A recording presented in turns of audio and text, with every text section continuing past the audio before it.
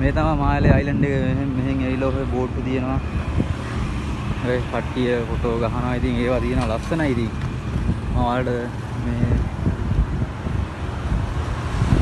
මේවා තියෙනවා. ඉතින් ඕවා මේවා තියෙනවා.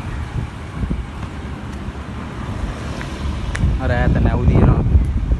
නැව් වලට පෙන්නන්න ලොකු නැව් තියෙනවා.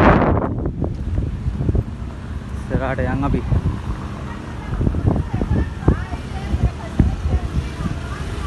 ඔය බයික් පාක් එකක් තියෙනවා. මේ ඉතින් යනවා. ඉතින් බයික් යනවා. මේ හෙල්මට් බලන්නේ නැහැ.